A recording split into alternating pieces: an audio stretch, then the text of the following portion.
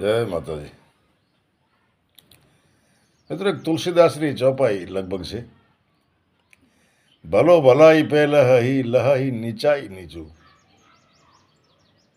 હવે ભલોને ભલાઈ કરતા દેખું, નાલાયકોને નીચ વેળા કરતા દેખું. પણ ખરેખર ઈશ્વર ખૂબ દયાળુ અને ન્યાયપ્રિય છે. ઈશ્વર પછી પાઈરો હિસાબે લેતો હોય. હમણે એ લડાઈનો માહોલ છે. એટલે માહોલમાં 1971 લડાઈ વખતે અમુક ઘટનાઓ યાદ આવે. અમુક તો મને થોડે ઘણે સાંભળે, કારણ કે હું 13-14 વર્ષનો હતો. અને બીજે વડીલો કને સાંભળલ. તો મિત્રો, પાકિસ્તાન में એમાં અમારે થળ પાર કરમાં સરકારી એટલે પોલીસ ખાતો અને રેન્જર એટલે આપણે જેવી BSF એવી રેન્જર હોય પાકિસ્તાનની. એ વેગાર કરાવે, વેગાર કઢાવે. વેગારમાં જેવો વરણ એવો કામ.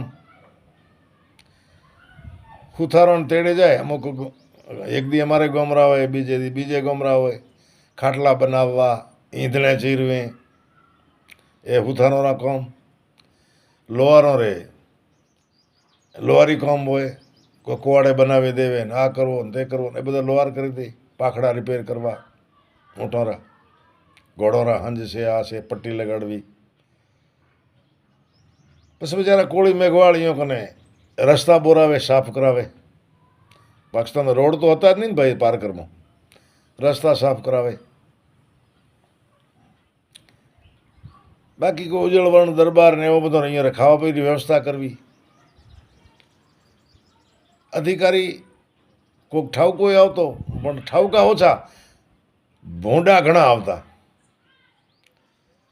પછી ભાઈ ઓચીથી 1971 મિલિટરી જે છે રાતુબંધી નગર પાર કરીને ક્રોસ કરી ગઈ, આગળ વધી ગઈ. ઘણા તો પાકિસ્તાની અધિકારી ભાગી ગયા, પણ થોડાક રહી ગયા. એ જે રહી ગયા એ ભાગવા માંડ્યા. એમાં એક જણો મારે કાકો રણછોજી હતા, અને ઘોડો લઈને ભાગી ગયો. એક અધિકારી રહી ગયો હતો. હવે એના કારણે નહોતો કોઈ વેતર, ઘોડો ઊંઠ કોઈ હતો નહીં, પણ એ હતો વકરમી.